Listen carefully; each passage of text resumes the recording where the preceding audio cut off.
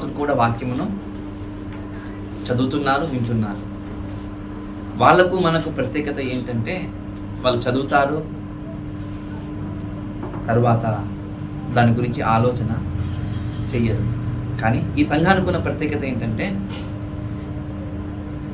అందులో ఏం దాగి ఉందో, దేవుని యొక్క మనసు ప్రతి వచనంలో ఎంత లోతుగా వెళుతుందో అని ఒక ఆలోచన భావాలతోనే మాత్రం మనం ఇక్కడ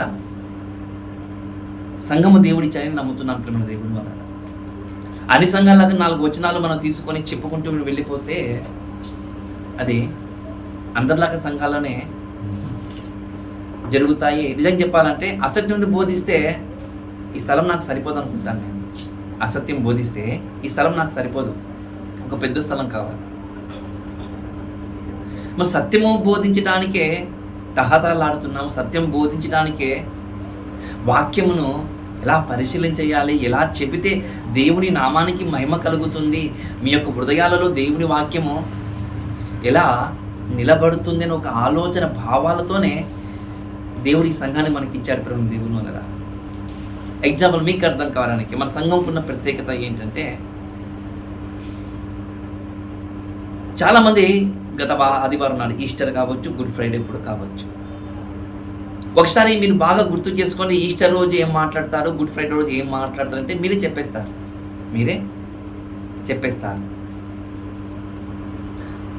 గుడ్ ఫ్రైడే రోజు 7 మాటలు మనము మాట్లాడతారు, విశ్వాసులు మాట్లాడతారు, లేదా సేవకుడు మాట్లాడతారు, మనకు తెలుసు. మళ్ళీ ఈస్టర్ రోజు ఏం మాట్లాడతారు, పునరుద్ధానం గురించి మాట్లాడతారు కూడా మనకు తెలుసు.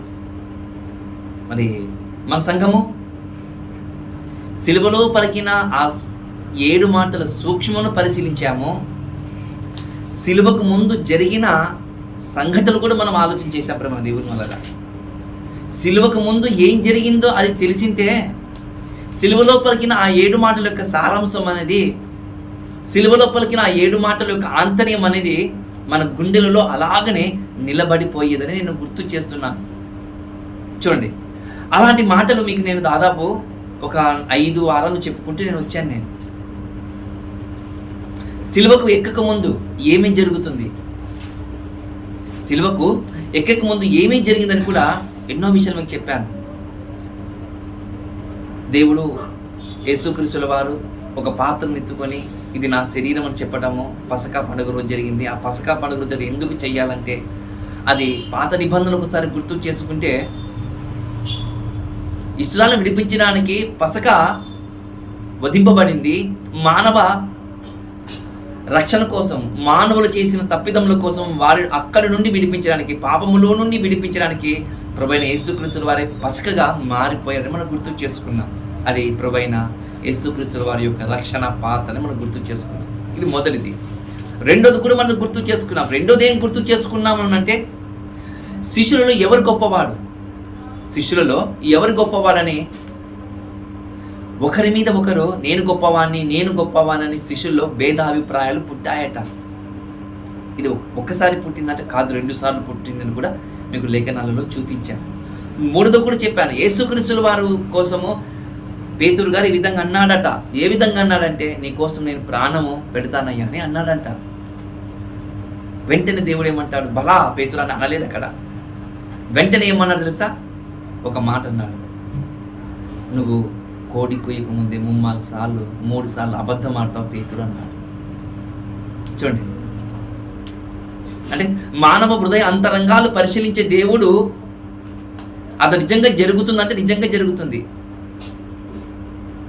చూడండి, అది కూడా మనం ఆలోచన చేసాం. మూడవది, నాలుగవది కూడా ఆలోచన చేసాం. గెతిస్తమనే తోట, ఆ గెతిస్తమనే తోటలో చేసిన ప్రార్థన ఇది సామాన్యమైన ప్రార్థన కాదు. ఒక మానవునికి కాపాడని కాదు, ఒక సంఘానికి కాపాడవలసిన ప్రార్థన కాదది. ఈ మానవ ప్రపంచానికి కాపాడుకోవడానికి చేసిన ప్రార్థన అది.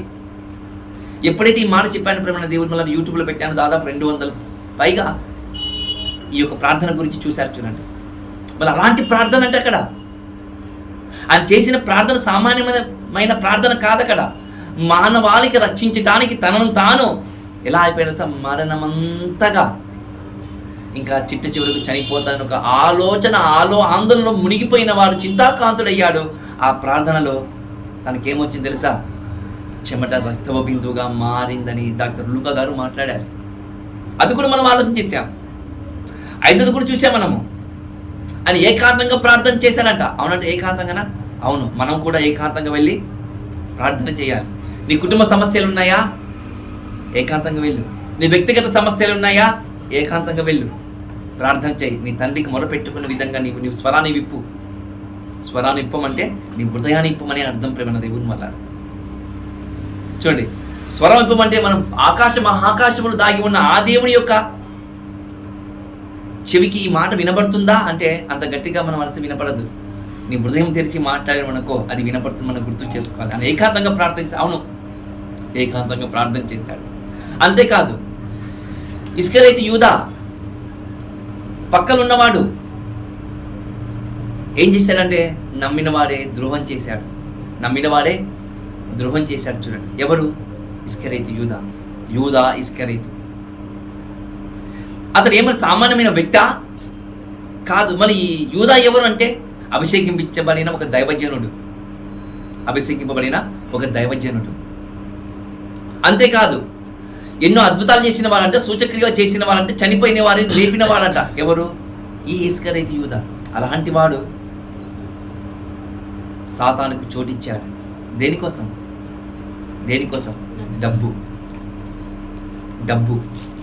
డబ్బు మనసుని ఎంతటి వాడినైనా సరే దిగజారుతుందన్నా దిగజార్చేట్లుగా చేస్తుందని మనం గుర్తు చేసుకోవాలి. చూడండి, డబ్బు మనిషిని కాదంటుంది, డబ్బు మనిషిని అవునంటుంది.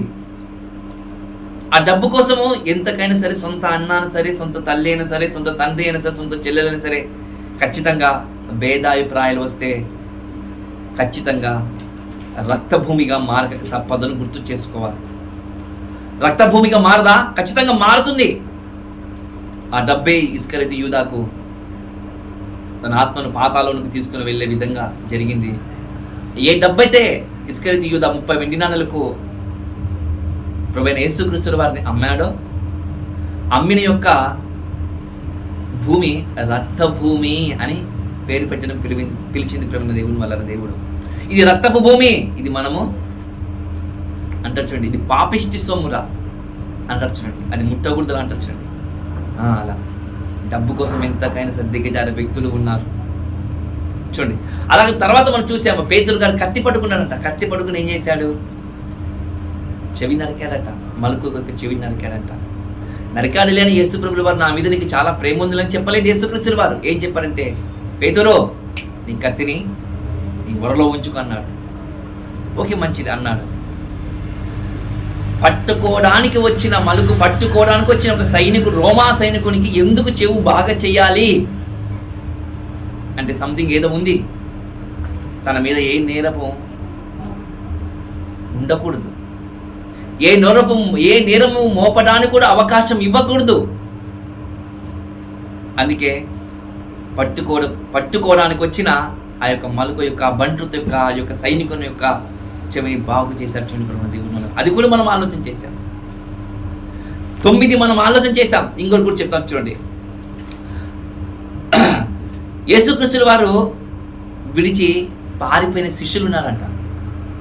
నిజంగా శిష్యులు పారిపోయారా? ఎప్పుడు? ఇదంతా సిలువకు ఎక్కక ముందు జరుగుతున్న విషయాలు ఇవి. ఎక్కిన తర్వాత కాదు, ఎక్కక ముందు జరుగుతున్న విషయాలు ఇవి. అని పట్టుకోవడానికి వచ్చిన యేసుక్రీస్తుల వారిని ప్రాణం పెడతానని ఒకడన్నాడు. 12 మంది నీ మాటల్లో నీ అడుగుజాడలు మేము ఉంటామన్నారు. రొట్టెలు తిన్నారు, చేపలు తిన్నారు, అహర్నిశలు వారితో ప్రభువైన యేసుక్రీస్తుల వారితో పాటు వెంబడి నడిచిన వాళ్ళు ప్రాణం భయం రాగానే అందరూ పారిపోయారట. ప్రాణ భయం రాగానే అందరూ పారిపోయారట. పారిపోతారా? పారిపోతారు. సొంత భార్యనే కాదన్నది. యోబు భార్య తెలుసా? సొంత భార్యనే కాదన్నది. ఎందుకోసం అంటే నేర్పియాలి, ఏదో ఒకటి నా దేవుడు నేర్పియాలని మనందరికి కోరుకుంటున్నప్పుడు దేవుని వల్ల. ఇది ఎప్పుడు మనం ఆలోచన చేయలేదు. 7 మాటలు చెప్పుకుంటూ వెళ్ళిపోతున్నాం. కానీ ఎందుకో దేవుడు సిలువకు ఎక్కక ముందు జరిగిన సంఘటనల గురించి మనం ఆలోచన చేస్తే ఆంతర్యంలో చాలా చాలా దాగి ఉందని మనం గుర్తు చేస్తున్నప్పుడు మన దేవుని వల్ల. దేవుడు అంతేకాదు ప్రేమ దేవుని, ఆ పట్టుకోవడానికి వచ్చిన ఒక శిష్యుడు, మారు పేరు గల యోహాను మార్క్ అనే శిష్యుడు నగ్నంగా పారిపోయాడట, బట్టలు లేకుండా పారిపోయాడట. చూడండి, అంటే ప్రాణ భయము వస్తే ఎలాగైనా పారిపోతారు. తన మీద ఏముందో ఎలా ఉందో అని తెలియకుండా పారిపోతారు. అలా ఖచ్చితంగా పారిపోతారు. అక్కడ వస్త్రానికి విడిచిపెట్టి వెళ్ళిపోయిన శిష్యుడు కనబడుతున్నాడు. అదే వస్త్రానికి విడిచిపెట్టి తన ప్రాణమున్న తన దేవునికి మహిమ కలగాలని, తన దేవునికి ఉన్నతమైన దుర్గానికి ఉంచుకోవాలని ఒక భక్తుడు కోరుకున్నాడు. ప్రేమ దేవుని వల్ల, నువ్వు నాతో రా, నా పడక గదిని నీవు పంచుకో అని ఒక రాణియే కోరుకుంటే పారిపోయి వచ్చినవాడు మన యేసేపు. పారిపోయి వచ్చారంట, వస్త్రమును విడిచిపెట్టి పారిపోయి వచ్చారంట. ఎవరు? యేసేపు గారు.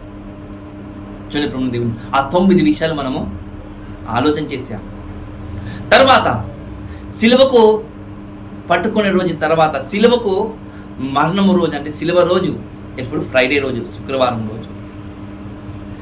అప్పుడు ఏం జరుగుతుంది అంటే తెల్లవారుజామున వచ్చి పట్టుకున్నారంట యేసుక్రీస్తుల వారిని. పట్టుకున్న తర్వాత ఎక్కడికి తీసుకుని వెళ్ళాలంటే, నాకు తెలిసినంత వరకైతే, మీకు తెలిసినంత వరకైతే, తప్పు చేసిన వానికి ప్రభుత్వం దగ్గరికి తీసుకుని వెళ్ళాలి. ఎక్కడ తీసుకుని వెళ్ళాలి? ప్రభుత్వం కాడికి తీసుకుని వెళ్ళాలి. ప్రభుత్వం కాడికి తీసుకుని వెళ్ళారని అడుగుతున్నాను నేను ఇక్కడ. ప్రభుత్వం కాడికి తీసుకుని వెళ్ళలేదట. మరి ఎవరి దగ్గరికి తీసుకుని వెళ్ళారయ్యా అంటే అన్న కైపా. ఎవరు వీళ్ళు? గవర్నర్సా? రోమా గవర్నర్లా? పోనీ రాజులా? మరి ఎవరయ్యా వీళ్ళు అన్నా కైపా అంటే?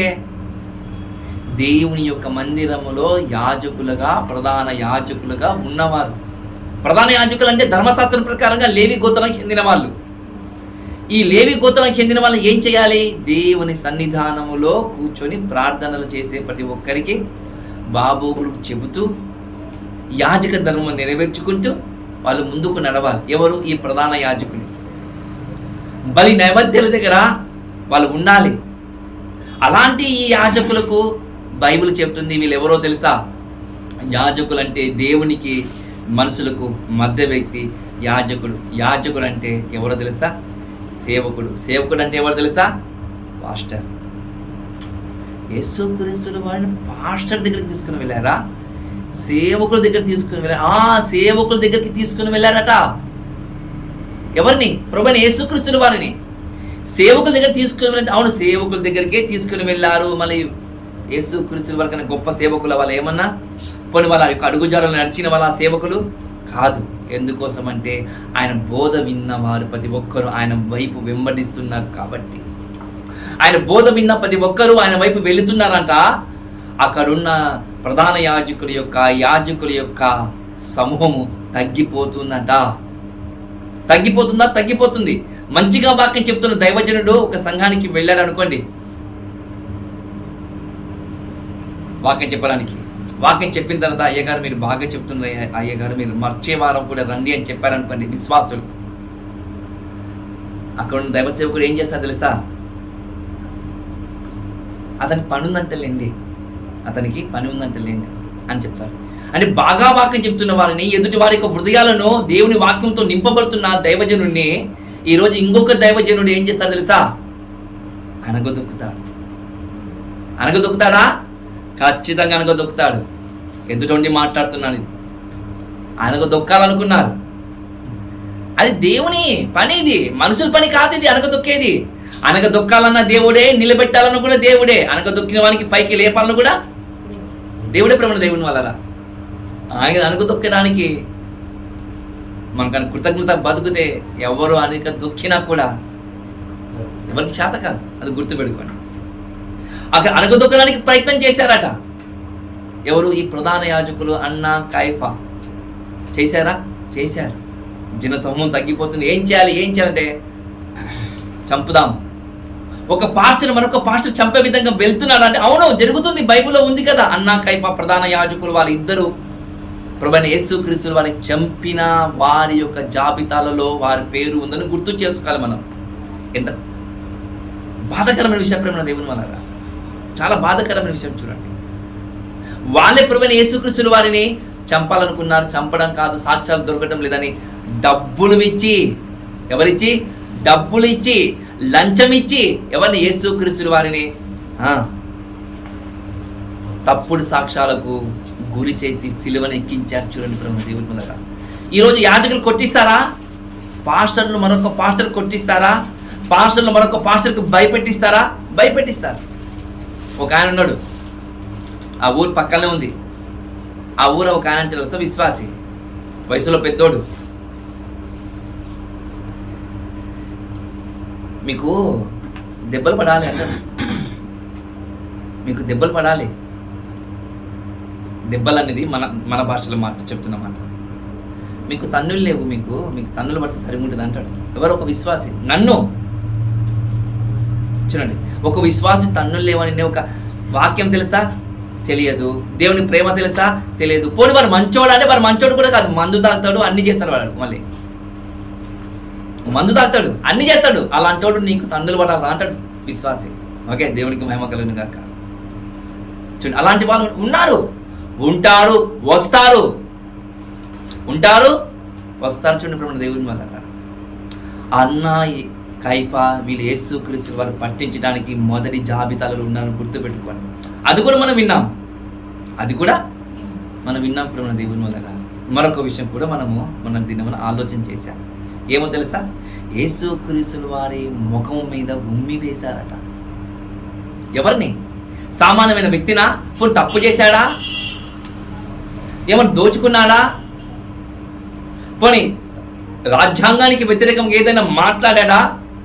పోనీ తన మాటలతో విప్లవాన్ని లేపాడా? లేదు. మళ్ళీ ఏం చేశాడయ్యా అంటే మంచి మాటలు చెప్పినందుకు యేసుక్రీస్తు వారిని ఉమ్మి వేశారట. మంచి మాటలు చెప్తే ఉమ్మి వేస్తారా? ఖచ్చితంగా ఉమ్మి వేస్తారు. నువ్వు దేవుని కోసం బతుకుతూ ఉండు. నీ సొంత కట్టుకున్న నీ భార్యనే, నీ పడక పంచుకున్న నీ భార్య ఏమంటారు సార్? పోయి సావుపోరా అంటారు.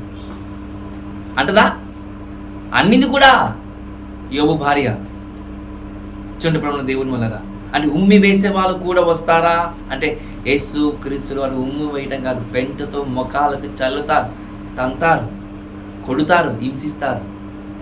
చూడండి, చివరికి చంపడానికి కూడా వెనకడుగు వేయ. అది కూడా మనం ఆలోచిస్తాం. ఉదాహరణకు మన మదర్ తెరిసా గారి గురించి కూడా మనం చూసాం.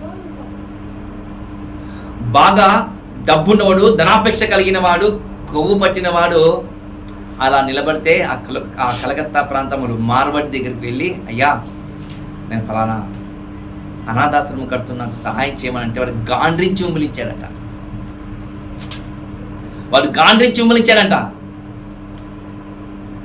ఇది తీసుకొని మళ్ళీ ఇది వాళ్ళకి సరిపోతుంది, మళ్ళీ నాకు కూడా నువ్వు అని అయ్యమనంటే అక్కడికి ఆమె కాళ్ళను మొక్కుకొని ఏదైతే అనాథాశ్రమం కడుతున్నారో ఆ అనాథాశ్రమం డబ్బు మొత్తం వాడే పెట్టాను. చూడండి, అది మార్పు అంటే. అది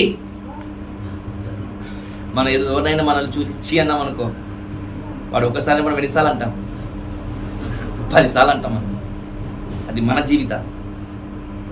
దానికి కారణం ఏమో తెలుసా? ఆమె పరిపూర్ణంగా యేసుక్రీస్తు వారి హృదయాన్ని హత్తుకున్నదని గుర్తుపెట్టుకోండి. మదర్ తెరిసా పరిపూర్ణంగా తన హృదయాన్ని యేసుక్రీస్తు వారిని హత్తుకున్నది కాబట్టి ఆ మాట చెప్పింది. పరమ దేవుని వల్ల ఒక ఇంటర్వ్యూ చేస్తున్న ఒక వ్యక్తి వెళ్ళాడంట, ఇలా అన్నాడంట, మీకు ఇంత ఓర్పు ఎక్కడికి వెళ్ళి వచ్చిందయ్యా అంటే ఆమె ప్రార్థన గదిలోకి వెళ్ళి ఆ గదిలో చూస్తే నాకు దప్పిక అవుతుంది అని మాట రాయబడిందంట. ఏంటంట? దప్పిక అయ్యిందని మాట రాయబడిన మాట చూశారంట. ఏమమ్మా ఇదంటే, నా యేసుక్రీస్తు వారు ఆ సిలువలో ఉన్నప్పుడు దప్పిక అయిందన్నాడు. ఈ దప్పిక అనేది ఈ లోక ప్రకారమైన దప్పిక కాదండి, ఇది ఆత్మల భారంతో కూడుకున్న దప్పిక. ఆ మాటను పట్టుకొని నేను బతుకుతున్నాను, ఆ మాటను పట్టుకొని నేను సేవ చేస్తున్నాను. కేవలము క్రైస్తవురాలు అయినందుకే అంత పరిచయం చేస్తే మళ్ళీ మనం ఎంత పరిచయం చేస్తున్నాం మీరు ఆలోచించండి. మనం ఎంత పరిచయం చేస్తున్నాం మీరు గుర్తు చేసుకోండి. ప్రేమ దేవుని వల్లరా బాగా గ్రహించండి.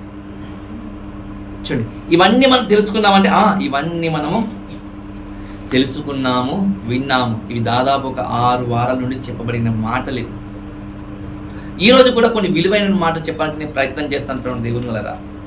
యేసుక్రీస్తుల వారు ఆయన శిలువకు అప్పగించిన తర్వాత ఉదయం మనకు తెల్లవారుజామున 3 గంటల నుండి 6 గంటల వరకు 5 న్యాయస్థానాల పాటు తీసుకొని వెళ్ళిన తర్వాత పొంతి పిలాతు అధికారి దగ్గరికి తీసుకొని వెళుతున్నారంట. ఎందుకు పొంతి పిలాతు అధికారి దగ్గరికి తీసుకొని వెళ్తున్నారు దాని గురించి మనము ఆలోచన చేద్దాం ప్రభు దేవుడు. ఒకసారి లూకా గారు రాసిన సువార్త, అందరు తీయండి, బైబిల్ తీయండి, జాగ్రత్తగా చదవండి. లూకా గారు రాసిన సువార్త 23వ అధ్యాయము, లూకా గారు రాసిన సువార్త 23వ అధ్యాయము 1 నుండి జాగ్రత్తగా మనం చదువుకుందాం ప్రభు దేవుని వల్ల. 1 నుండి మనం జాగ్రత్తగా మనం చదువుకుందాం. అంతటా వారందరూ లేచి ఆయన పిలాతు నొద్దకు తీసుకొని పోయి, ఇతడు మా జనమును తిరుగుబడి ప్రేరేపించుచు క్రైస్తవులకు పండింపొద్దని తానే క్రీస్తని రాజుననియు చెప్పగా మేము వింటిమి. ఆయన మీద నేరము మోపసాగిరి. పిలాతు నీవు యూదుల రాజువా అని ఆయన అడగగా ఆయన నీవు అన్నట్లే అని అతనితో చెప్పాను.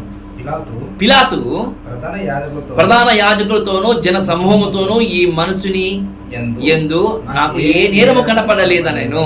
అయితే వారు ఇతడు గలిలయ దేశమందు మొదలుకొని ఇంత వరకు యూదా దేశమంతటికి ఉపదేశించుచు ప్రజలను రేపుచున్నాడని మరింత పట్టుదలగా చెప్పిరి. పిలాతు ఈ మాట విని ఈ మనుషుడు గలిలయవాడా అని అడిగిరి. ఆయన హేరోదు అధికారం కింద ఉన్న ఆ ప్రదేశపు వాడని తెలుసుకొని హేరోదు వద్దకు ఆయనను పంపెను. హేరోదు ఆ దినములో యెరూషలేములో ఉండేను. చూడండి ప్రభువుని దేవుని వల్ల ఏం జరుగుతుందనంటే, అన్నా కైఫా వాళ్ళ ఇరుగురు యేసుక్రీస్తుని పట్టాలని చంపాలని ఆలోచన చేసి కంకణను కట్టుకొని ఏం చేశారు తెలుసా? వాళ్ళు వేసిన వలలో పొరువైన యేసుక్రీస్తు వారు చిక్కాడని గంతులు వేస్తుంది అన్నా కైఫా. అన్నా కైఫా గంతులు వేయడం కాదు, ఆయన పట్టుకుంటే దొరకలేదు, ఆయనే పట్టుబడ్డారని గుర్తు చేసుకోవాలి. ఆయనే పట్టుబడ్డారని గుర్తు చేసుకోవాలి. అలా పట్టుబడ్డ ఆయనను రాజు యొక్క అధికారము దగ్గరికి తీసుకుని వెళ్ళవలసిన వారు ఒకరితో ఒకరు అన్నా కైఫా మాట్లాడి మనకు చంపామనుకోండి, మన మీద నేరారోపణ వస్తుంది. రోమా సామ్రాజ్యం కింద ఉన్న అధికారము, రాజ్యాంగం ఏం చెబుతుందంటే, ఒక మనిషిని యొక్క ప్రాణము యూదులు తీయకూడదు. తీయకుండా ఉండాలంటే, ఇతని నేరము మన మీద రాకుండా ఉండాలంటే మనం ఏం చేయాలో తెలుసా? రాజుకే అప్పగించాలని ఆలోచన చేసి ఈ పిలాతు వద్దకు తీసుకుని వెళ్ళారంటే ప్రభువుని దేవుని వల్ల. ఈ పిలాతు వద్దకు తీసుకుని వెళ్ళారా? అవును. ఈ పిలాతు దగ్గరికి తీసుకుని వెళ్ళి ఏం జరిగిందని అడిగాడంట. అయ్యా, ఇతడు తన మాటలతో అనేకులకు విప్లవాన్ని సృష్టిస్తున్నాడు. ఇతని మాటలతో అనేకులకు మన రోమా సామ్రాజ్యం పైన దండెత్తే విధంగా చేస్తున్నాడు. ఇతడు ఏమంటున్నాడు తెలుసా? రాజా, ఇతడుకు రాజుకు పన్నివ్వొద్దని చెబుతున్నాడు అని లేని మాటలు కల్పించుకొని కలిసికట్టుగా ఆలోచన చేసి యేసుక్రీస్తుల వారి మీద నేరము మోపటానికి సిద్ధమయ్యారు అని కొందరంటే, మరికొందరు ఇలాగన్నారంట, ఇతడు క్రీస్తట, ఇతడు దేవుడట, దేవుని కుమారుడట అని తప్పుడు వాక్యపు సందేశాలను అందిస్తున్నాడు అని ఆలోచనతో కూడుకున్న మాటలు పిలాతు దగ్గర ఉంచారంట. అప్పుడు పిలాతు అంటున్నాడు, నువ్వు క్రీస్తువా అని అన్నాడంట. వెంటనే అంటున్నాడు, నువ్వు అన్నట్లే, నీవు అన్నట్లే అని అన్నట్టు ఇప్పుడు దేవుళ్ళగా అన్న తర్వాత ఏం జరుగుతుందంటే, అయ్యా, ఇతడు గలిలియ నుండి చూడండి, గలిలియ నుండి ఇంతటి వరకు తన మాటలతో అనేకులకు ఏం చేశాడు తెలుసా? ఉత్తేజపరిచాడు, ఉత్తేజింపజేశాడు. చూడండి, ఉత్తేజింపజేశాడంటే అవును, దేన్ని ఉత్తేజింపజేసేశాడు?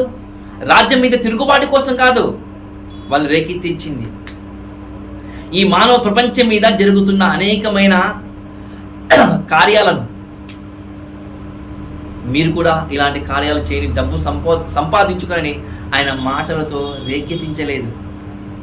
ఈ ప్రపంచం ఎలా తల్లడిల్లిపోతుందో ఆ తల్లడిల్లిపోతున్న ఈ ప్రపంచానికి కాపాడాలని దేవుడు అనుకున్నాడు. కాబట్టి ఆ మాటలతో అనేకులకు మీరు ప్రేమ, ఆప్యాయత, సంతోషము, ఆనందము, దీర్ఘశాంతము అలాంటి లక్షణాలన్నీ మీరు మార్పు కలిగి బ్రతకండి అని చెప్పాడు. ఈరోజు ప్రభుకాడికి వస్తే మతం మారుతుందని, కులం మారుతుందని అనుకుంటే చాలామంది ఉన్నారు. కాదయ్యా, మతం మారదు, కులము మారదు, మారేది మనసు ఒక్కటే.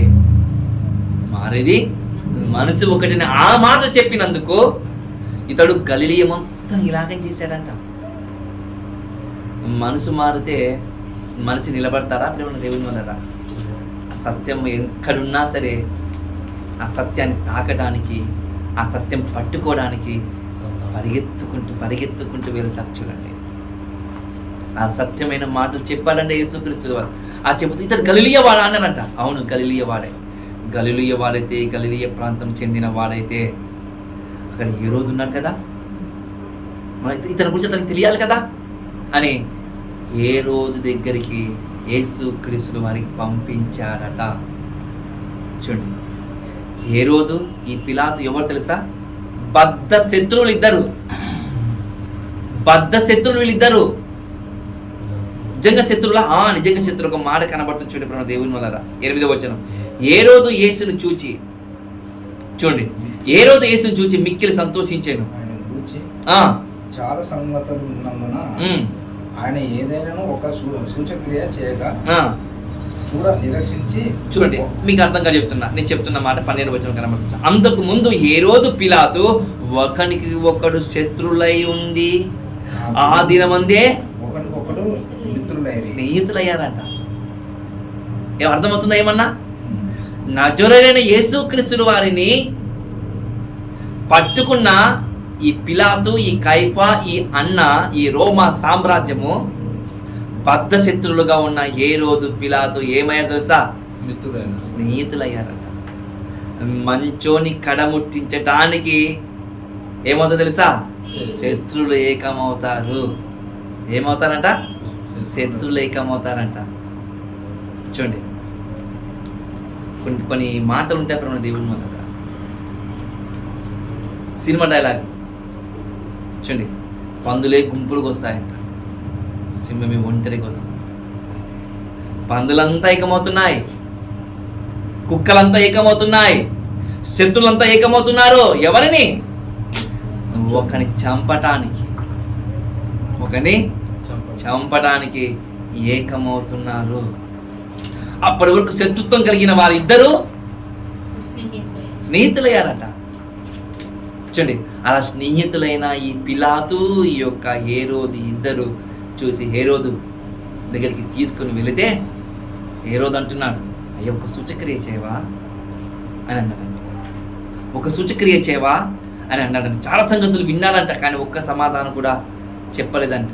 ఒక్క సమాధానం కూడా, ఏమేమో అడిగాడంట. నీ గురించి నేను చాలా విన్నాను, నేను చూడాలనుకున్నాను, కానీ నాకు సమయం దొరకలేదు. కానీ ఈ సమయం నాకు దొరికింది. ఈ సమయము నాకు దొరికింది. దొరికిన ఈ సమయాన్ని ఒక్క సూచీకరించే ప్లీజ్ దయచేసి అని అడిగాడట. అప్పుడు యేసుక్రీస్తు వారు మౌనంగా ఉంటాడు చూడండి. అలా శత్రులందరూ ఏకమవుతారని ప్రవచనం ముందుగానే చెప్పించాడు బైబిల్. సిలువను ఎక్కిస్తారు, సిలువలో ఏం జరుగుతుందంతా మనకు ప్రవచనాల రూపంగా మనకు కనబడుతున్నాయి. శత్రులు కూడా ఏకమవుతారు. ఒక నీతిమంతుని పట్టించడానికి అవినీతిమంతులందరూ ఏకమవుతారట. తెలుసా? ఎగ్జాంపుల్ మీకు అర్థంగా చెప్తున్నాను. జగన్ను ఓడించడానికి, ఆంధ్రప్రదేశ్ ఎన్నికల గురించి చెప్తున్నాను. జగన్ను ఓడించడానికి ఎవరెవరు ఏకమై తెలుసా? సొంత చెల్లెలు.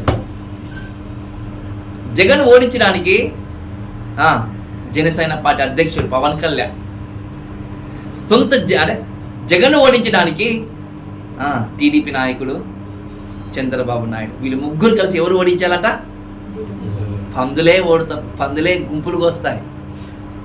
ఆయన గెలుస్తాడో నాకైతే తెలియదు. అదే కానీ గుర్తు చేసుకోండి, బీజేపీ ఇంకా చూడండి, బీజేపీ కూడా ఏకమైంది ఎవరిని ఓడించడానికి, జగన్ను ఓడించడానికి.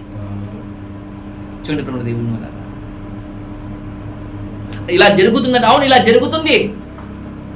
ఆ నిర్ణయం తర్వాత మనకు సంబంధం లేదు అది, కానీ మనకు మాత్రం కనబడుతున్న విషయం మనం ఆలోచన చేస్తూ ఉంటే ప్రవచనం ముందుగానే చెప్తుంది. ఒకసారి ఆ ప్రవచనం మాట మీకు చెప్తాను చూడండి. కీర్తనలు 2వ కీర్తన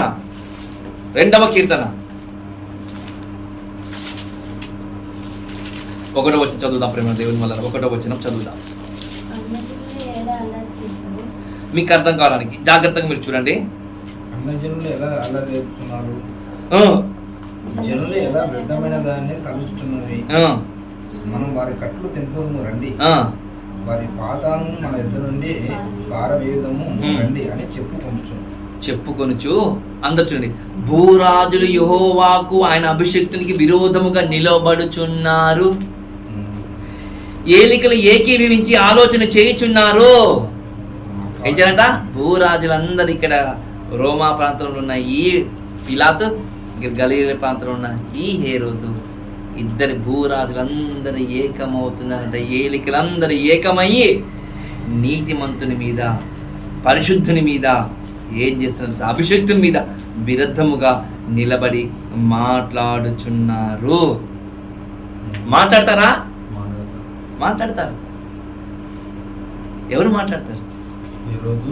పిలాతు మాట్లాడతారు. ఈరోజు నువ్వు దేవుని కోసం నిలబడ్డావు అనుకో, నీ గురించి మాట్లాడారా? నీ గురించి మాట్లాడతారు, తప్పుడుగా మాట్లాడతారు. నువ్వు తప్పు చేసావులే తెలియదు, కానీ తప్పు చేసి ఉండి ఖచ్చితంగా మాట్లాడతారు. తప్పు చేయకపోయినా కూడా ఆ మాటలు నీ చెవులో పడ్డాయి, నువ్వు అదృష్టవంతుడు నీవు. చూడు, తప్పు చేయకపోయి అలాంటి మాటలు మీరు వింటే, అలాంటి మాటలు మీ చెవులో పడితే నీకన్నా అదృష్టవంతుడు ఎవడు లేడు అని గుర్తు చేసుకొని దేవుడు ఉన్నారట. అలా వీళ్ళందరూ ఏకమవుతున్నారట. ఏకమయ్యి ఆ పిలాతు, ఆ హేరోదు మాట్లాడుతున్న మాటలన్నీ చెవులారా వింటున్నారు. చూడుకున్న దేవుడు ఉన్నారా.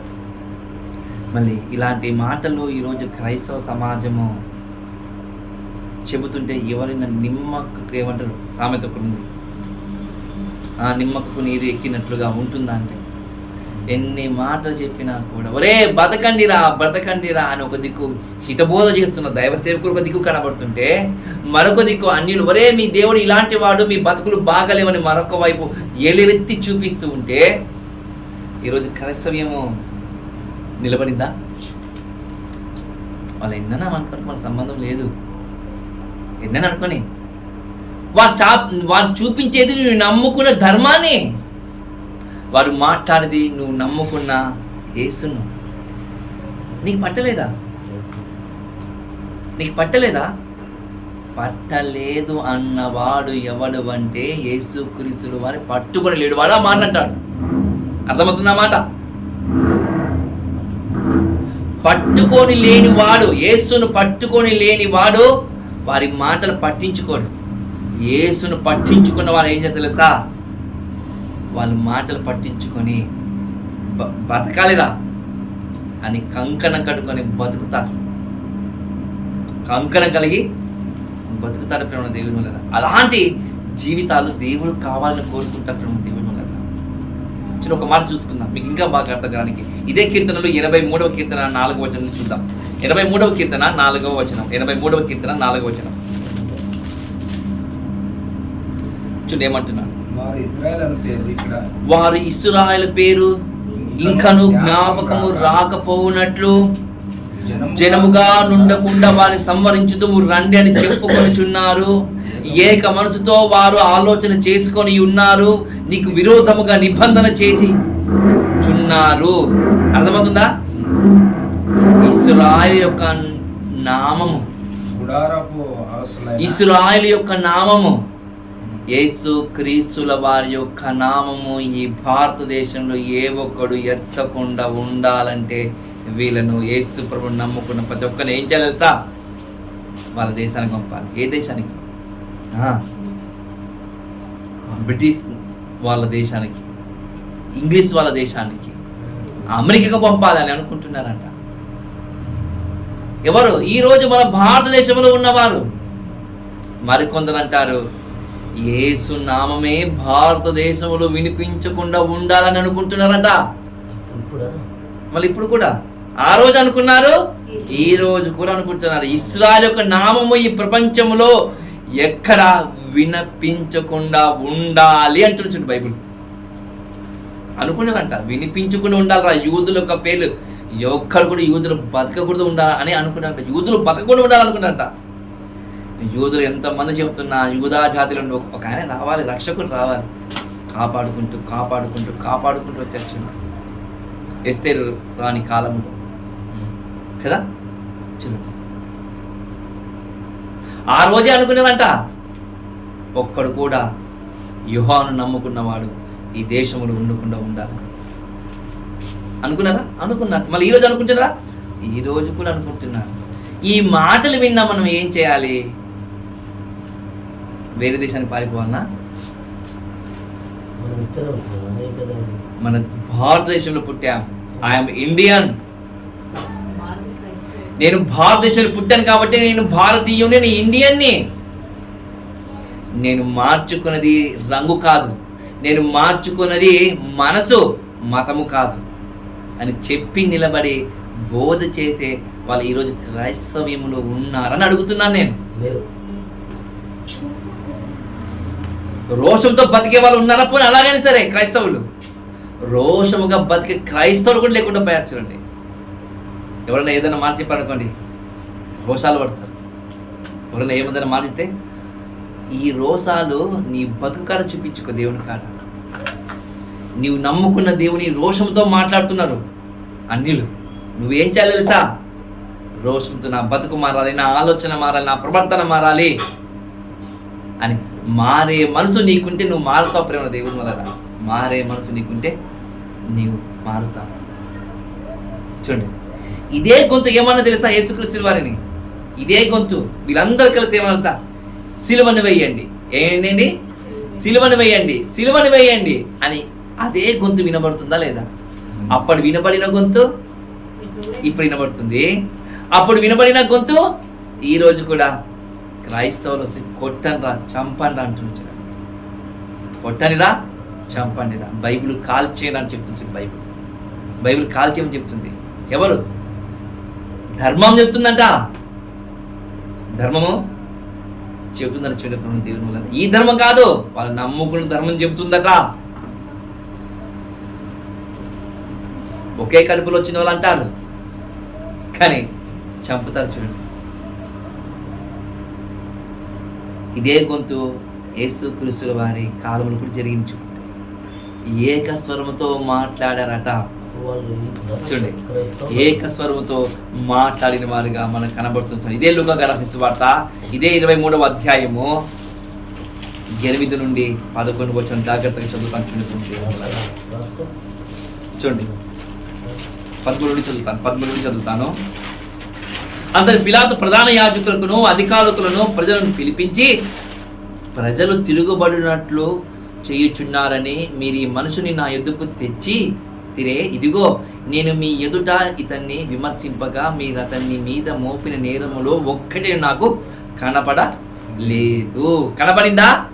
కనపడలేదు. ఏ రోజు కూడా కనపడలేదు.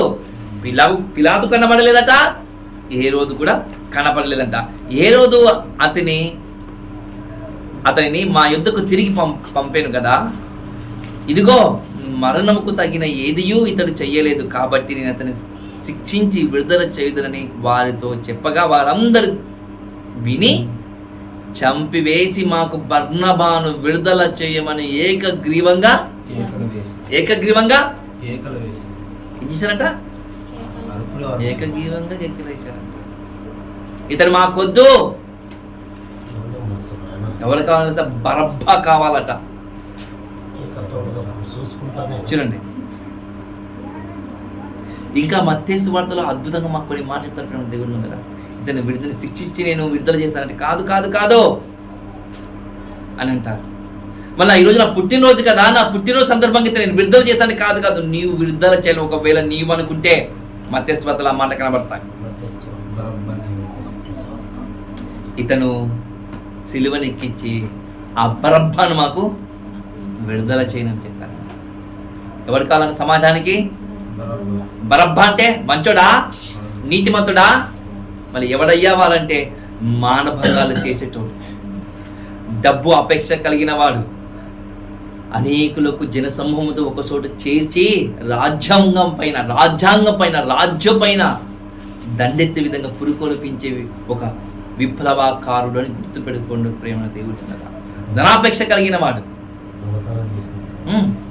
అలాంటి వాడిని కోరుకుంటుంది ఈ ప్రపంచం. ఎవరిని విడుదల చేయమని తెలుసా? ఇలాంటి వాడిని. ఈరోజు మంచోనికి స్థానం ఉందా ఈ లోకములో అంటే లేచుంటున్నాడు దేవుని వల్ల. మంచోనికి స్థానం లేదంటే ఈ లోకములో. మరి ఎవరికి ఉంది స్థానం అంటే బరబ్బా లాంటి వానికి మాత్రం స్థానం ఉంది. చూడండి, బరబ్బా లాంటి వానికే స్థానం ఉందంటే ప్రేమ దేవుని వల్ల. మరి అలా బరబ్బా లాంటి వానికి స్థానం ఉంటే ఈరోజు మనం ఎవరికి స్థానం ఇచ్చాం? బరబ్బా లాంటి మనసు కలిగిన మనసుతో మనకుందా? మరి అతనికి స్థానం ఇచ్చామేమన్నా? లేకపోతే యేసు క్రీస్తుని నమ్ముకున్న మనం యేసు క్రీస్తులు వారికి స్థానం ఇచ్చామనమ్మా? ఎవరికి స్థానం ఇచ్చా? అది మనం విమర్శన చేసుకోవాలి. నువ్వు దేవుని కన్నా ఎక్కువగా దేన్ని ప్రేమిస్తున్నావు? దేన్ని? లోకమునా? బరబ్బానే. డబ్బునా? బరబ్బానే. పేరునా? బరబ్బానే. శరీరాన్నే? బరబ్బానే. మనం దేన్ని ప్రేమిస్తున్నావు? నీకన్నా నీ కుటుంబానికన్నా దేవుని ప్రేమించాలి. ఎందుకంటే భార్యనిచ్చింది ఆయన, కొడుకునిచ్చింది ఆయన, కూతురునిచ్చింది ఆయన. ఇంకా బాగా చెప్పమంటారా? కుటుంబాన్నిచ్చింది కూడా ఆయనను గుర్తుపెట్టుకోవాలి. మరి అలాంటి ఆయనకు స్థానం ఇచ్చుకుంటావా, లేకపోతే బరబ్బా లాంటి వానికి నీవు స్థానం కోరుకుంటావా? అది ఎవరి చేతుల్లో ఉందంటే మన చేతుల్లోనే ఉంది ప్రేమ దేవుని వల్ల. మన చేతుల్లోనే ఉంది. చూడండి, అందుకే అతని గురించి ఏమంటారు తెలుసా? బరబ్బా ఏమంటారు తెలుసా? చూడండి, కాగా వారు అడిగినట్లే జరగవాలని పిలాతు తీర్పు తీర్చి అల్లరి నిమిత్తము నరహత్య నిమిత్తము మనం చెరసాలలో వేయబడి ఉన్న వారిని వారు అడిగినట్లు వారికి విడుదల చేసి యేసును వారికి ఇష్టం వచ్చినట్టు చేయుటకు వారికి అప్పగించాను. అందరూ అల్లరి చేస్తున్నట, అల్లరి మీద అల్లరి చేస్తున్నారట, కేకలు వేస్తున్నారట, గొంతు చించుకొని అడుస్తున్నారట. అలా గొంతు చించుకొని అడుచుకుంటున్న ప్రతి ఒక్కరిని రాజు చూసి ఏంటిది ఇలాగైపోతుంది, ఇతను చూసి ఏ దోషం లేదు, కానీ ఇలా అని ఆలోచించాలని ప్రమాణ దేవుడు. పోనీ ఇంకా మీరే వెళ్ళిపోండి, మీరు ఏమైనా చేసుకోండి అని అన్నాడు. చూడండి, ఈరోజు కూడా ఆ రోజు కేకలు గెలిచాయి. మళ్ళీ ఈరోజు ఎవరు గెలుస్తున్నారు? నీ నుంచి నా నుంచి ఎవరు గెలుస్తుంది చెప్పండి? దేవుడు గెలుస్తున్నాడా? నీ నుంచి నా నుంచి దేవుడు గెలుస్తున్నాడా, లేదా వాళ్ళ కేకలు గెలుస్తున్నాయా? కేకలు కదా, కేకలు గెలుస్తున్నాయంటే దానికి తగినట్లుగా ఉన్నామనా లేవనా? దేనికి తగినట్లుగా? దేవుని యొక్క వాక్యములకు తగినట్లుగా ఉంటే ఆ కేకలు వస్తాయి. దేవుని బాగా ఒకసారి మనసు పెట్టి ఆలోచించండి.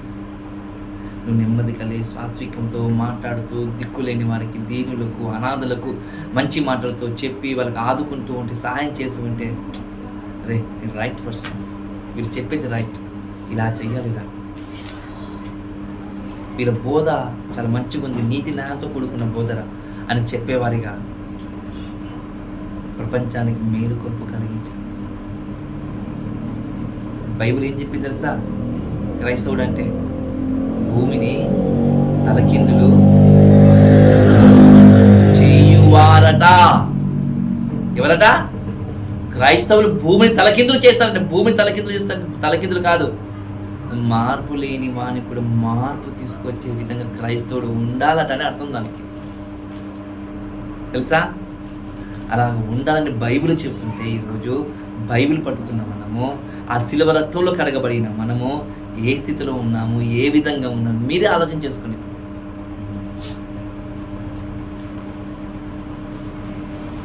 చేసుకుంటే మనసు ఎక్కడో గాయమవుతుంటుంది కదా ప్రేమ, ఎక్కడో గాయమవుతుంటుంది నిజంగా.